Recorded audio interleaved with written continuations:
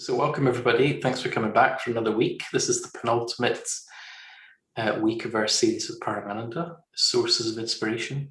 My name is Chandra Dasa. I work for the Buddhist Centre Online, and it's been a very rich series so far. I was doing some work on the previous episodes, just listening through to the range of conversations.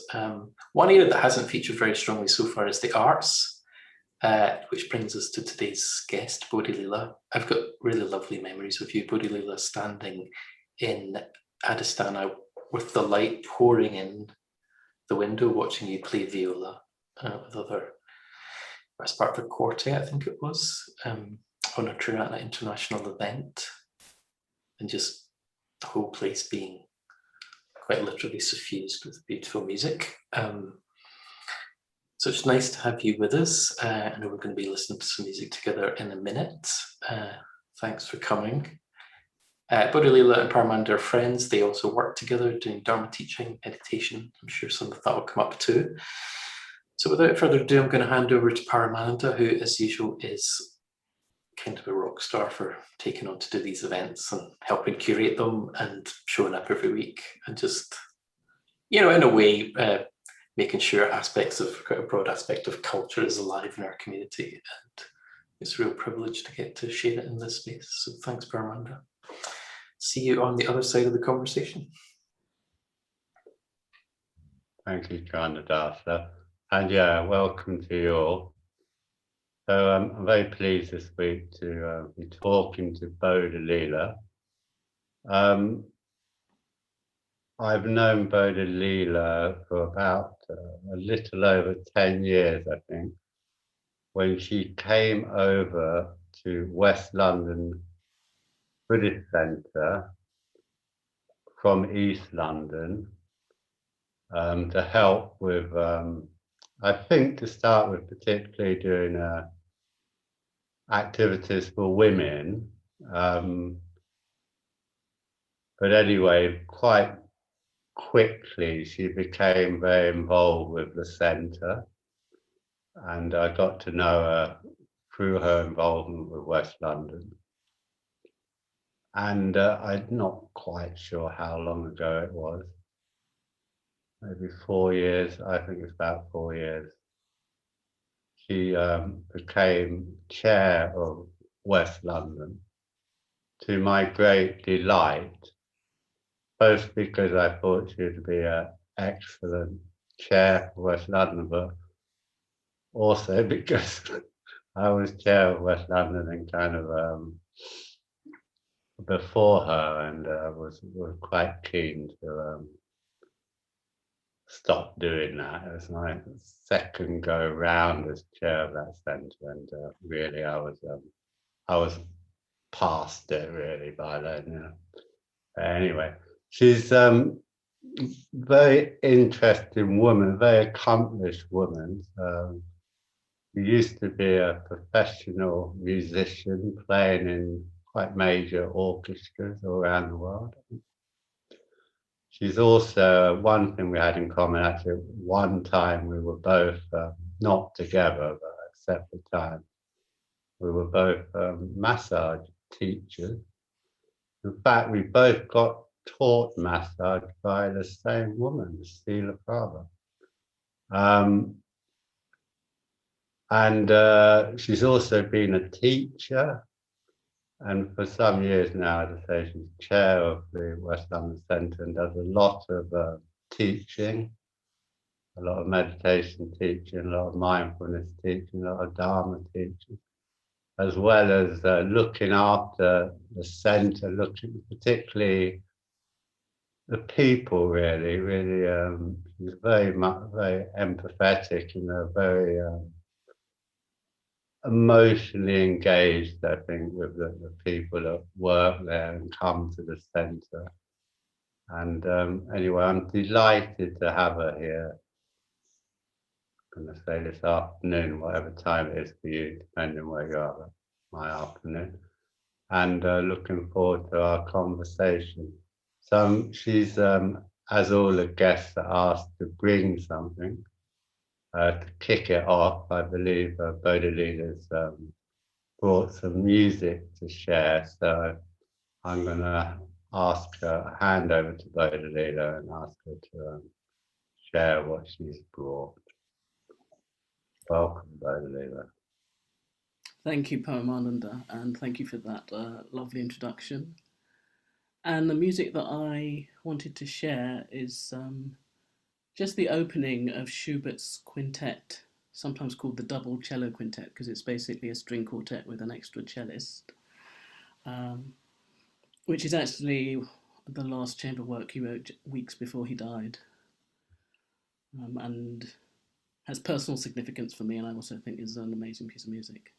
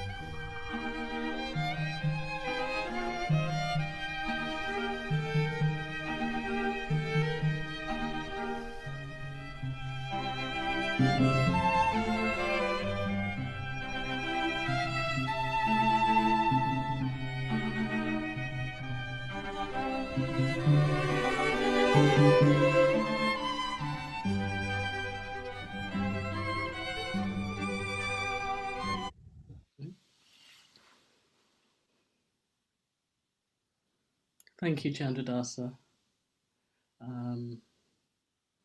So why did I choose that piece of music? Well, partly it's a piece of music I really love.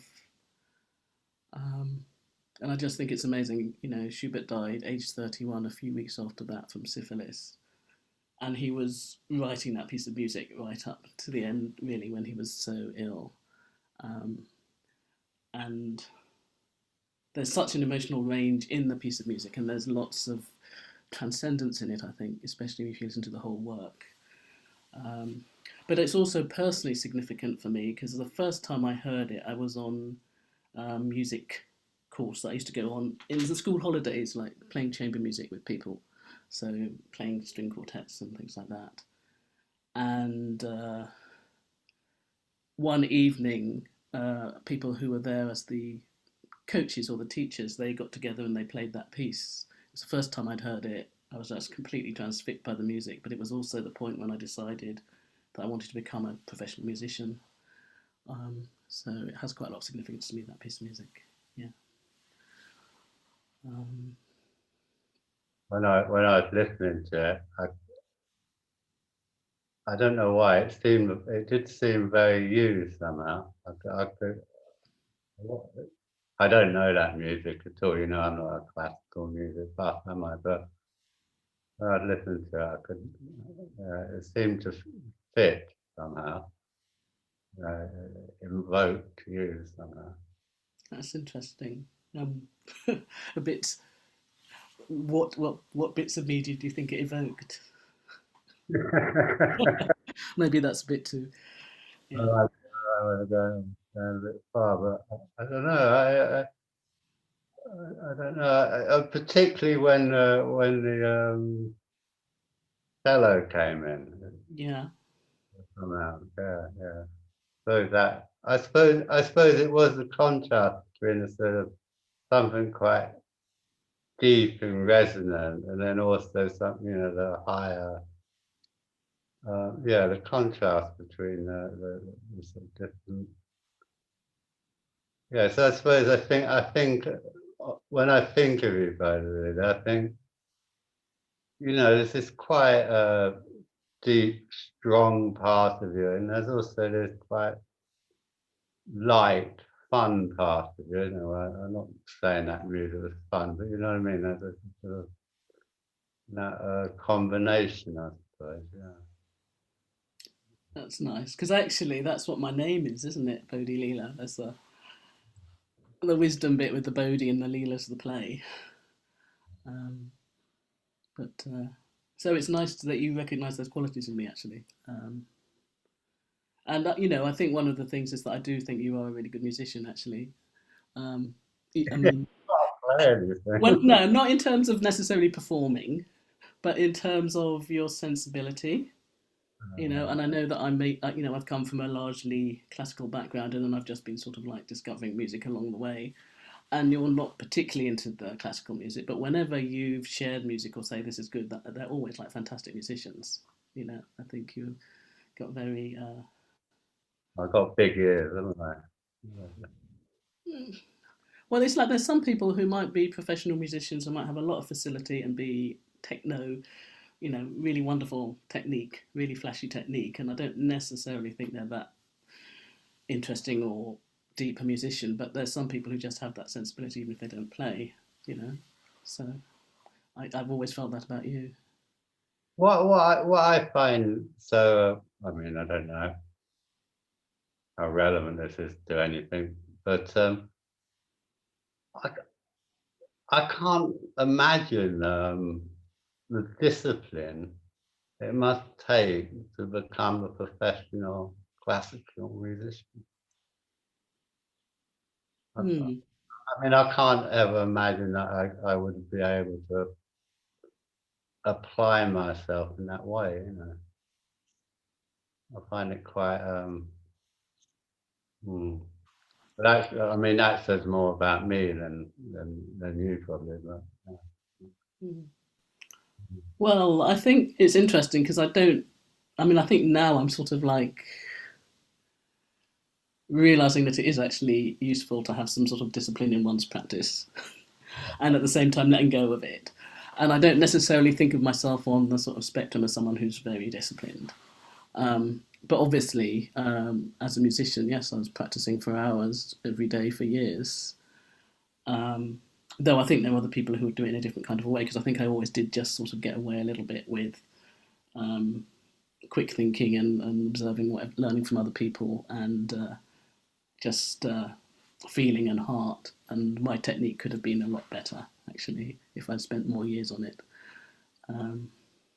I never really wanted to spend hours doing all the scales and the studies and things. I'd do a little bit of them. I did the minimum I could. But it is interesting because when you don't do that, you don't really know what you're doing. And I had all these things I wanted to express musically, and I wouldn't necessarily know how to do it because I didn't have the technique. Or when I could do it, I didn't know why I'd done it or how I'd done it. And at a certain point, I did go back and do some more work on it, just to do that, really. Yeah. But there's a lot of parallels, I think, with meditation and playing music. And it was interesting for me because I had a whole period when I wasn't playing my viola or practicing. And obviously, physically, I'd lost some facility. But I think because of all the work I'd done and all the meditation I'd done, my playing was actually probably better in certain ways because of that.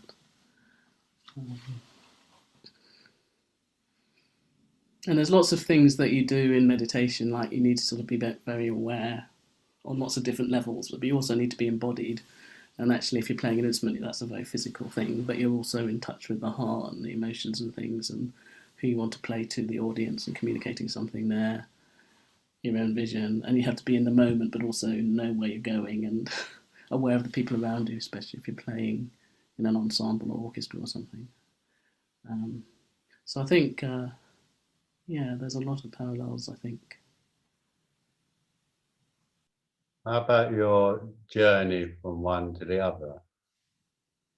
My journey from, Well, from being a classical musician, yeah, well, I don't, not necessarily why did you stop doing that, but I just wonder how that journey was from being a classical musician to being a full-time Buddhist in a way, if we can talk about being a Buddhist in that way.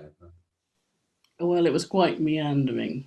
It wasn't like a direct path, and it wasn't initially a conscious choice, I think.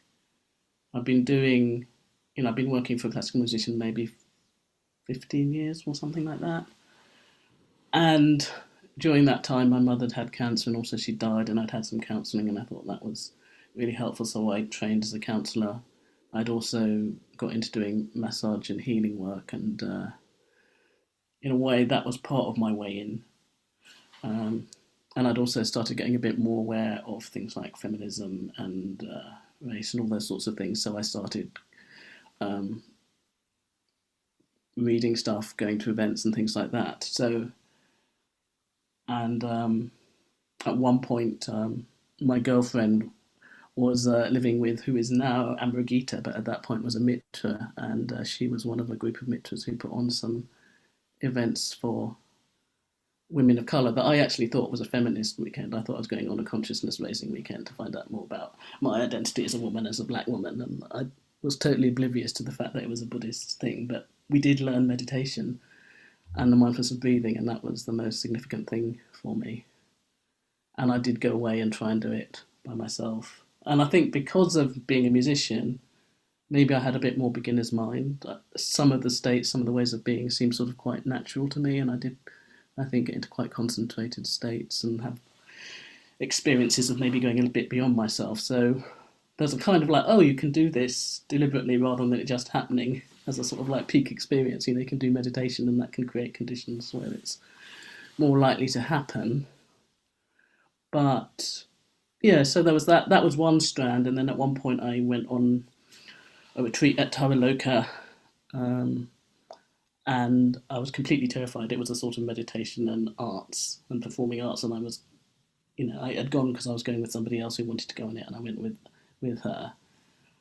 But I saw that they had a massage and meditation retreat coming up, and I had been doing a lot of training and doing courses on massage, so that felt a lot safer for me. So I thought I'd come back, and that was where I first came in contact with Sila Prabha and Vimalachitra, actually, who was teaching meditation, and that was a very strong retreat for me. And she had such a different approach to teaching massage, so much more creative and very much coming from a place of metta and mindfulness, and really getting you to be very aware of your own feelings process while you were doing it, and every massage being different and being very intuitive. And I found that really inspiring.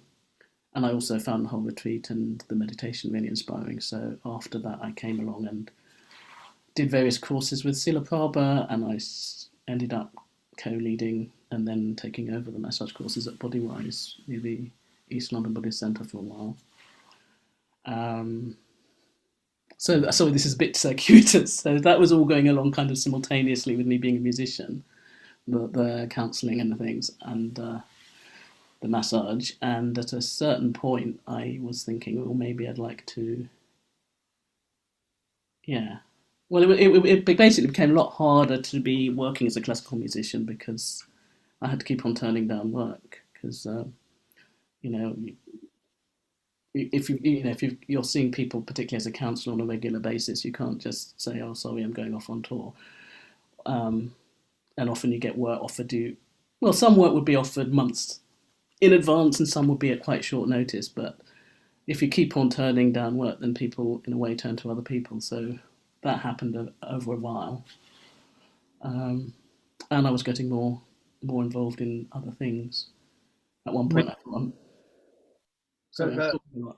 well, I'm just wondering to what extent the mental states you get as a musician when you're playing. Mm. I mean, is there an equivalence between them and what you might have as a meditator? Yeah, definitely. There must be absorption in playing. Yeah. Yeah, yeah. I mean, there's a certain that well, you need quite a lot of mindfulness, and you need to have mindfulness partly as a sort of like broad field of awareness that's not necessarily all conscious, and also sometimes be really focused on something. But also in that process, you can kind of just get into a really one-pointed state, or in a state of interconnectedness and going beyond yourself, becoming one with the music. Um, and and I think for me, arts and music have always been a way of maybe, even if I haven't been aware of how I've been feeling, accessing that and maybe owning it, integrating it when I didn't have the language to express anything when I was younger, then the music would do that for me. Um, and and also because it's more complex. I mean, I do really feel music's my first language, and that words are so clumsy, and that so much can't be expressed in words that maybe can be expressed in music. Um, so just like in meditation, you can get into all these states where there's something kind of mysterious or something beyond that you can't really put into words. Um, and something about just being really present in the moment and being aware of the flow and I don't know, inner and outer kind of fusing together sometimes. I can't quite put it into words, but for me, there's a distinct parallel with that, with playing and meditating. It's interesting, isn't it, this idea that music, in a way, can allow you to access things that otherwise might remain unconscious or unfelt. So, yeah. Yeah, and I think that's still the case, even though I am more aware and more emotionally aware than I used to be. Um, and I think another theme, I know it's a theme that we've talked about on retreats and in practice and stuff about descent versus ascent. And I think for me, music has always had both of those, and part of my spiritual path, in a way, is bringing in both of those, working on them sort of simultaneously. That it's, and I think, yeah, with all the arts, that's been one of the appeals.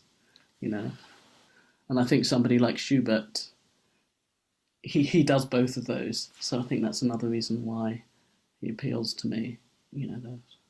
Well, it sounds like he must have wrote that piece when he was in quite a severe descent, if he was dying of syphilis.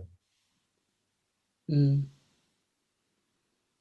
Yes, but also like some of the music, there is some struggle. I think there was a bit in the beginning of that, and it kind of escalates the tension, and then it just there's a sort of letting go, releasing, and then you get that melody played by the cellos and the sort of more peaceful, beautiful. Um, so in a way, it kind of like is describing a process or an experience without actually Yeah. putting it into words.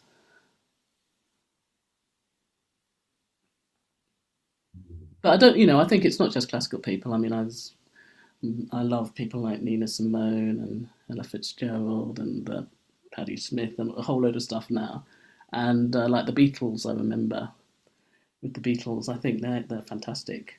A lot of their music is fantastic, and they do some of the same sorts of things where they'll maybe capture a particular emotion with a sort of honesty to it. I'm thinking something like Help, or maybe like observe something or observe someone, and maybe have a little bit of social commentary, something like Eleanor Rigby, or like the compassion and the sadness of "While My Guitar Gently Weeps," or just something really nice and delightful and connecting with nature like Blackbird. I think for me, it doesn't matter in a way what the genre of the music is, or the I'm kind of responding to those kinds of things in music and in literature and in other arts. Yeah. Well, that's great. Was that something that attracted you somewhat to Triratna? Because there has been probably more emphasis on the arts within Triratna than many other Buddhist movements, I would have thought. I mean, Sangha still was very keen, wasn't he, on emphasizing the transformational potential of the arts, wasn't Yeah. Well, I don't think it was why I came. I think I sort of it was the meditation more, that got me. And then when I did start hearing the Dharma, I felt really. It's like it's described in the suttas. It was that kind of an experience, and this is the truth. And I've been trying to be a Buddhist all my life, and just seeing something that's hidden being revealed. And I often do get that response on quite a visceral, physical level, hearing bits of the Dharma or responding to some experiences in meditation or ritual or something.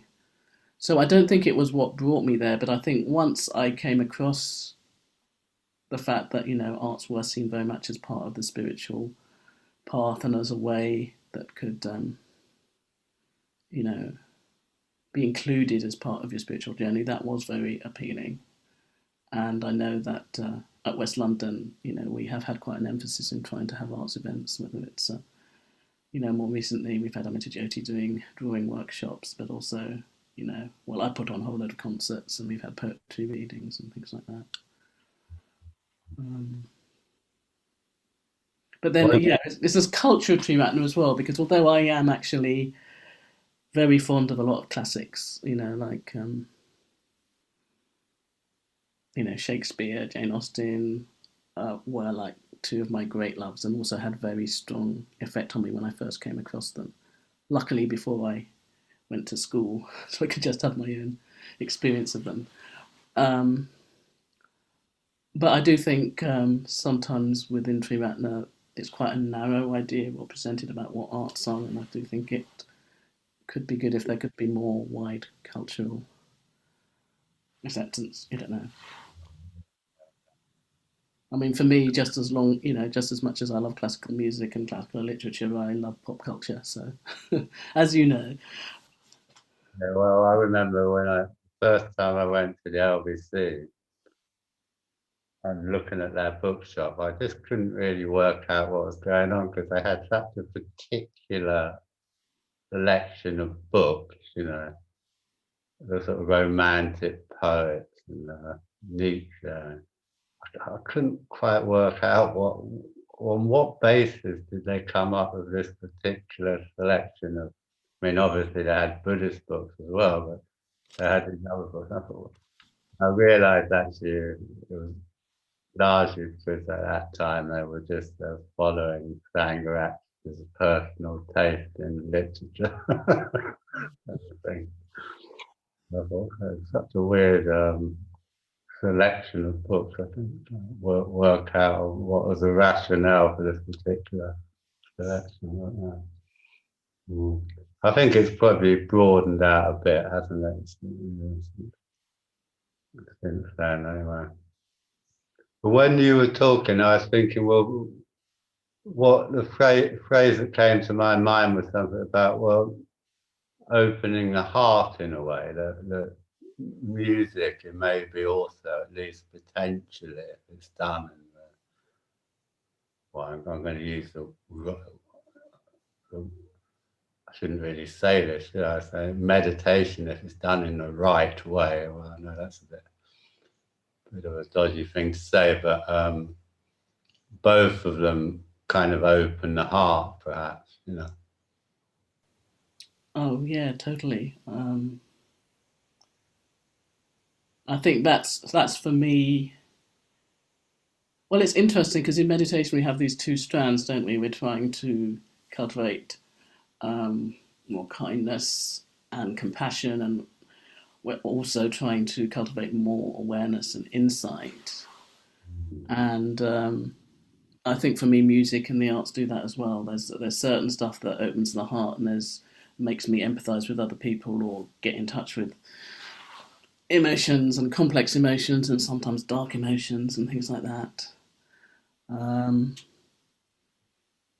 I mean, one of my favourite plays is King Lear, and again, I remember just I'm driving home somewhere with my parents, and they switched on the radio, and there was one of those BBC radio things. I didn't know what on earth it was, but I was just like completely riveted by it and completely shocked by it. But there was a truth there that I recognised on a deep level, kind of thing.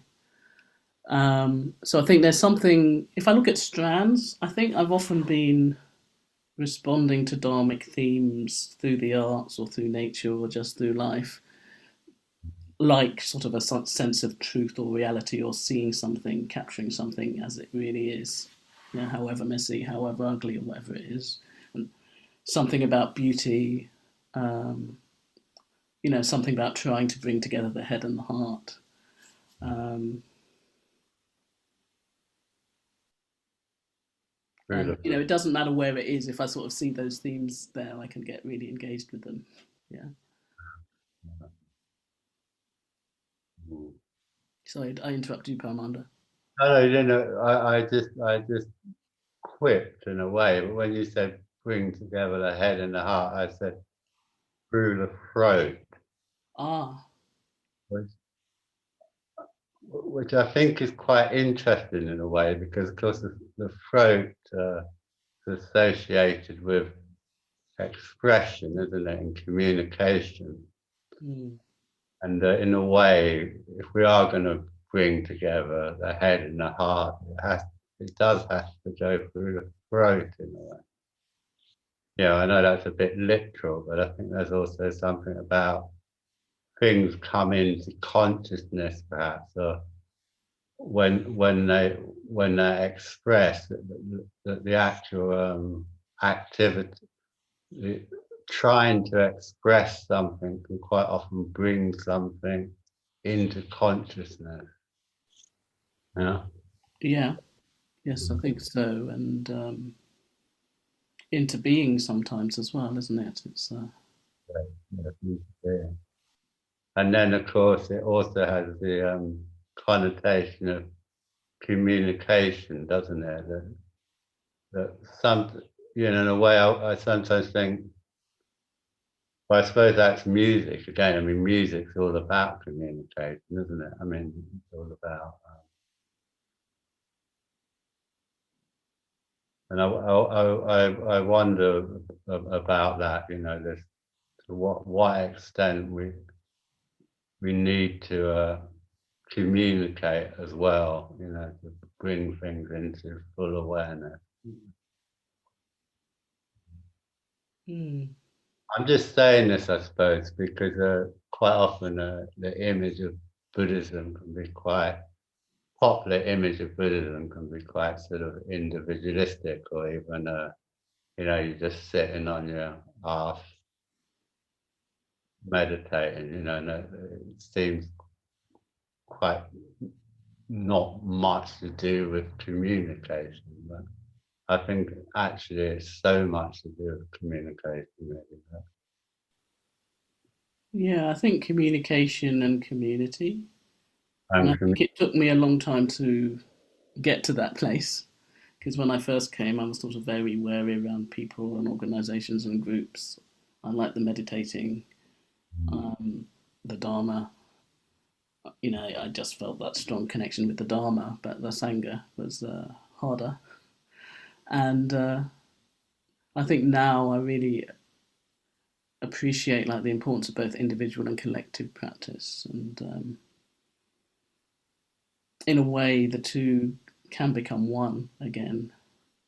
It's when we're meditating, even if you're not talking with anybody else, there is a sort of collective experience even while you're meditating individually, or if we're doing a ritual or chanting a mantra. Again, you've got your own personal experience, and you may, like with a mantra, you may be reverberating in your body, so you've got a very visceral experience, but there's also something shared and communal,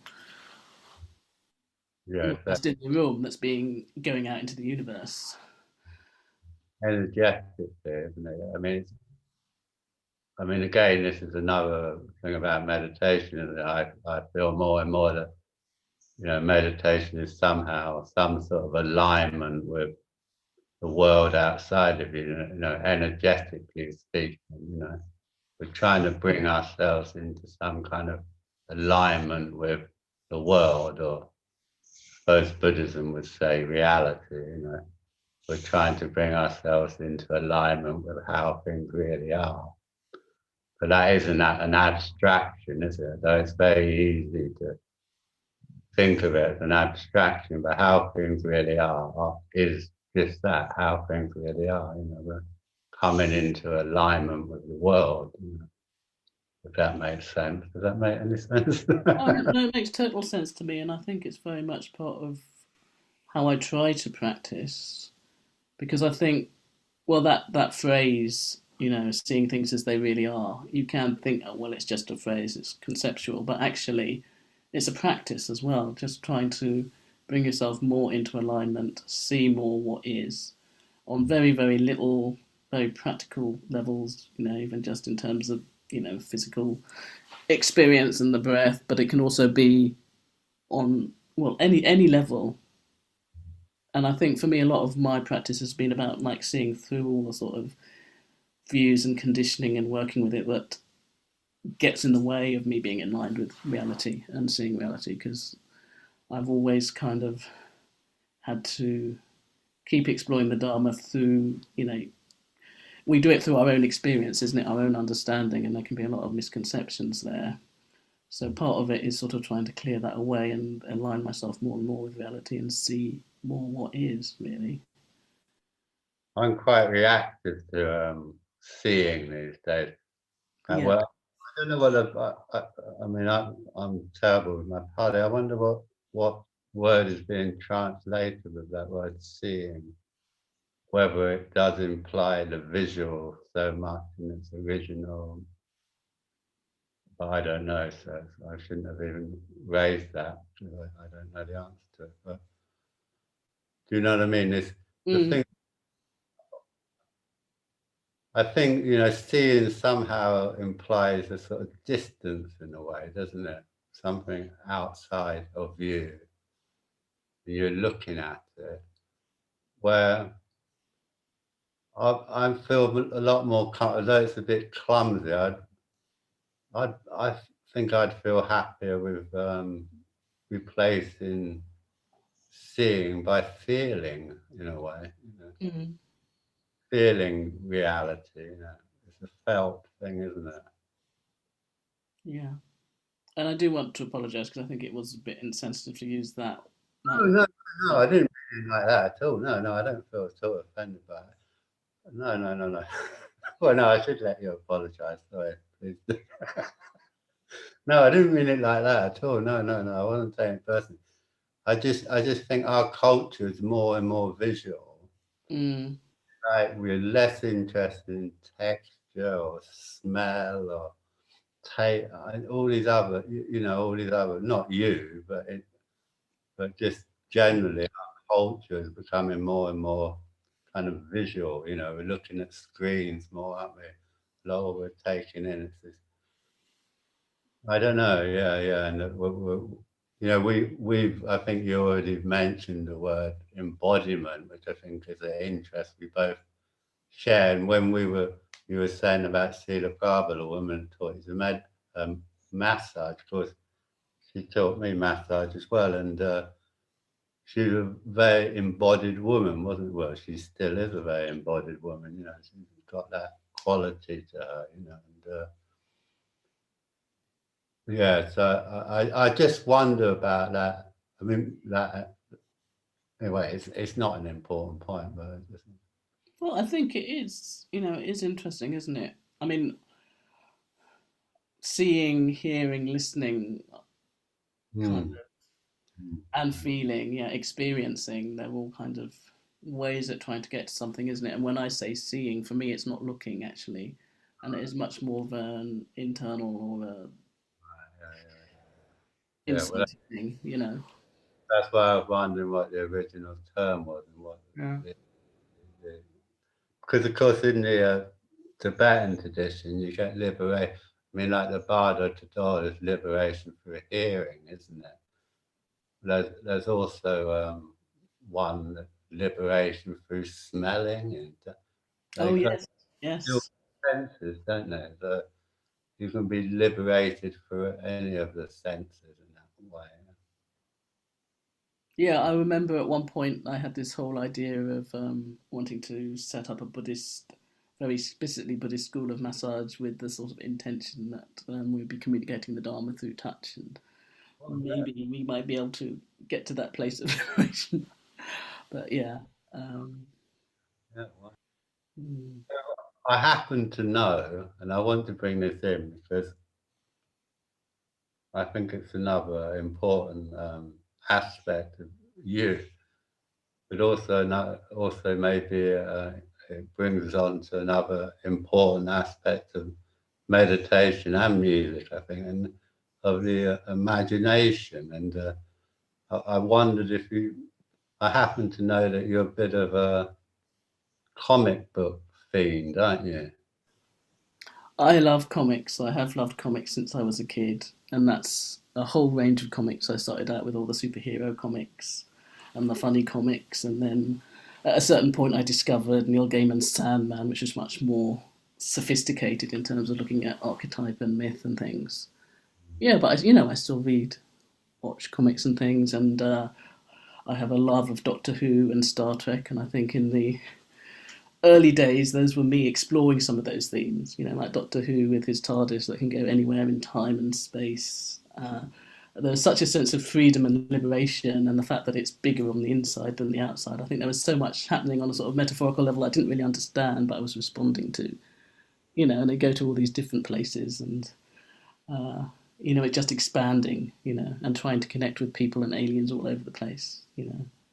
And I think, like with Star Trek, it has had this whole attempt to be more inclusive. Like even the early ones, we had a crew where you had the Russians and you had Chinese and you had a black woman and you had all kinds of people that wouldn't normally be in those kinds of positions in TV at that time. If you watch the very first pilot when they were trying to get the series off the ground, the number two was the second in command, a very capable woman, and then apparently the networks weren't willing to um, proceed with it if they kept a woman in that role, and that's when Spock took on that role later on. You know, and yes, in all the Star Treks, you do have that kind of exploration of what it means to be human, and that exploration of the heart and the mind with people like Spock or Data or the holographic Doctor, those sorts of things. So in a kind of fun way, I've always liked those. But I think for me, the form or the genre is immaterial. It's what is being expressed, and I think there's often some very profound stuff, some very insightful stuff that is done within comics or within what might be seen as genre things. Whether it's science fiction and fantasy or historical or whatever. Um, so yeah, it's. So you think you're on a quest to find out what it means to be human? I think I am, yes, and yeah, trying to. Well, I mean, it is that the exploration, trying to get more insight as well, and trying to open the heart and bring the two together, how to connect, how to be the best person. And it really connects up with ethics, I think, as well. The sort of themes are often explored in these sort of genres. Yeah, Captain Kirk used to get that wrong quite a lot, didn't Well, Captain Kirk was not the most ethical. No, that's true. I think Captain Picard was probably a lot more of a role model in that respect. Yes. I'm not a big Star Trek buff, but Picard was a bit more sophisticated, wasn't he? But think Sorry, what?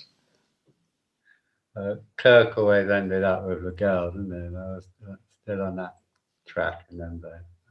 Yes, well, he was the captain and he would always go down and he would always flirt and get off with the girls and get into fights. So he wasn't necessarily the best commander. But I was always more interested in some of the other characters, actually. Um, I used to have a fantasy, a very, very much an unfulfilled fantasy. I must say that when I when I was chairman of West London, I wanted to be able to say, "Make it so," and it would happen. oh God, yes, that would be so good. Yes. Just to be able to say, make it so. Not have to have any team or trustee meetings, but just say, make it so. Be great, yes. That was very fantasy, yeah. Yeah. But I also wonder. I mean, did that presumably that a comic book they ignited your imagination, or Oh, yes, I think so. Um, I mean, there was a certain level because, they're visual. yeah? Mm. And actually, there's quite a skill to learning to read comics, especially when the people who are the storytelling is more sophisticated. But it's a bit like short stories where there's so much that's happening off panel, so you're much more engaged with it, what's said and what's not said. Um, and yeah, there's a lot of imagination in there and lots of different worlds. And I think, on a certain level, there's kind of wish fulfillment of wanting to be more than I was, and seeing some of those figures as role models. And Mm. also, well, I remember when I was younger and experiencing, racism and various other things, really identifying with certain characters like the X-Men who were always outsiders and not accepted by society, things like that. So um, I think I've responded to comics in lots of different ways, and I do find it interesting what's been happening now, say with Marvel, who in a way they were the pioneers of the heroes like Spider-Man who had their everyday life and couldn't cope and having all kinds of practical problems and the kinds of things that we can relate to on a human level, and they've had all these big films and now they're doing series on TV and, exploring some quite strong feelings. There was a series just now, WandaVision, which was really an exploration of grief and the grief process. And there's one now, and it's a bit mixed, but they've surprised me by actually looking at racism and what it might mean, if you're a black man and you're asked to be Captain America and looking at all that. So I do think sometimes pop culture is able to go places that other places aren't, um, which I suppose appeals to the more playful side of me, maybe. Mm. Mm. I'm aware that time is running out. I think we've got just under 10 minutes. So I'm just wondering if there's anything you wanted to say, Paranda. I've been holding a lot. Don't know. Well, I don't know if I've got anything particular I want to say, really. I mean, I- I'd be sort of interested if you got any reflections on meditation, I suppose. We've been talking about music and imagination and things, and the arts, and again, although I know I drew that parallel right at the beginning, but I wonder if you've got any more you want to say about the relationship there, or about your approach to meditation, because you are these days you teach a lot of meditation, don't you? Yeah, well, I think meditation has been very key to my path of practice and transformation and working through difficult things and getting insights. And it's almost like the working ground for everything because, in a way, practice is all about, I suppose, becoming more aware and working with our own patterns, habits, and things, and seeing more clearly trying to be more aware. I suppose it's getting more simple, but for me, whatever's going on in my life, like the thread is meditation. And sometimes things can be really difficult, and I'll still be able to kind of be grounded and turn towards and include a lot of things. And it's a place where I don't like to reduce it because sometimes people will talk about meditation like a tool or a way of working with things. Or for me, there's something very mysterious, something very inspiring, sometimes very challenging in meditation, and increasingly it's just kind of quite simple of just sitting and just being and just opening to what is and trying to be a bit kinder and trying to be a bit more aware. Um, I mean, you've heard me say this before because we've talked quite a lot together, haven't we? But one of the things I find deeply mysterious about meditation is that I think when we meditate, we express ourselves fully, really, in quite a mysterious way. Because we've been talking. I mean, you as a musician, obviously, when you play music, you're expressing yourself. But on a subtle level, like, I feel that actually, when one sits in meditation, one expresses oneself. yes, I know that's one of the things that we've talked about. Yeah, I think my experience, and I'm sure I am expressing myself in meditation, but it's more like coming home to myself, or discovering myself, or being with myself.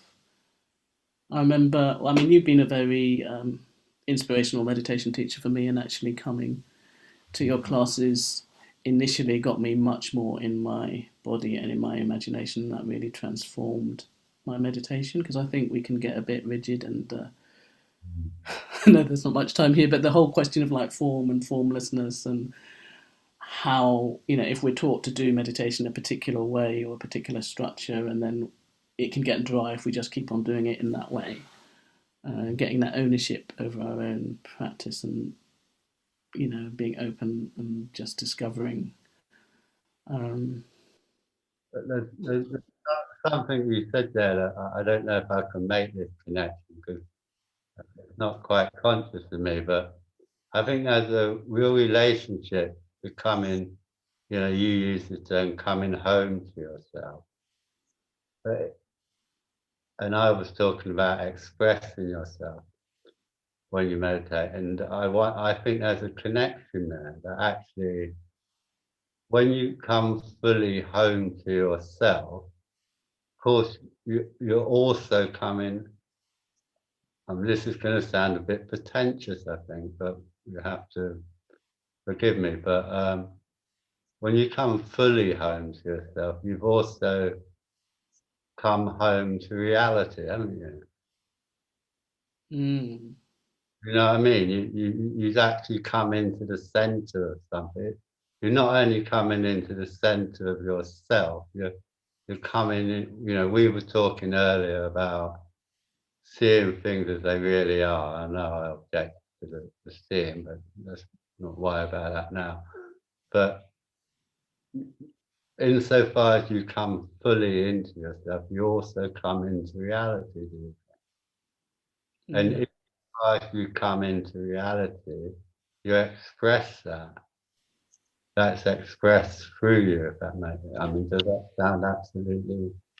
No, it makes a lot of sense. And I did listen to you talking with Mike Tredavian talking about us all being manifestations of, was it reality? And I think maybe that's also connected with it.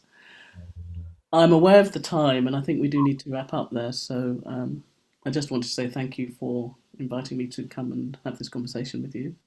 Well, thank you very much for coming by today. That really, really lovely to speak to you, and I hope maybe we'll do it again. Well, I'm sure I'll speak to you again, but you know. Yeah, so thank you so much for agreeing to come and have this conversation. Yeah. Yes, thank you. And I'm just wondering, should we plug the fact that we're going to be co-leading a meditation week-long online retreat soon. Well, yeah, go ahead. Yeah. Well, we've done 4 now, haven't we? Online meditation retreats, and this one is called Our Breathing Body. So it'll be very much about being embodied and being with the breath, but it always goes into all these other themes that we've been exploring, doesn't it? Ascent, descent, manifestations of reality. Now, you don't know this, but before we started today, I was saying to Bodhilila and Paramanda that Instagram was advertising their retreat at me today when I was on doing stuff to promote this, which I was very happy about. I was happy to be advertised to about Bodhilila and Paramanda on retreat together, and they were having a bit of a laugh talking about how they work together and how they're complementary rather than just the same as each other. So I'm hoping personally we'll see a lot more of you two working together. It was lovely to hear you just start to open up threads of conversation. Most of these episodes of this particular series, it always gets to this point where you wish you had another half an hour or another hour at the end, because it's starting to really sort of flow the way you're both talking about. Yeah, you'd experience it. It was a rich conversation, as Shradhgita just said in the chat. You can listen to it again later if you go to YouTube and have a look. Here's the playlist. I think that's the playlist. If not, it'll be one of the videos. And yeah, as usual, why don't we end just by, you can unmute yourselves and just give voice to your appreciation for Bodhilila and Paramanda and a kind of rich tapestry of conversation. Paramanda, you were saying? No, and appreciation for you, Chandradasa, for doing all the hard work. Yes, very much. Thanks very much. Thank you both. Nice to see you both. Good. Thank you very much. Thanks a lot for all of you. Yeah, thanks for a lovely conversation. Have a nice weekend. Thank you Thanks. so much. Have I a great really week. enjoyed Yeah. it. Thank Bye you bye. for coming. Yeah. Thank you. Bye bye. Bye. Thank you so much.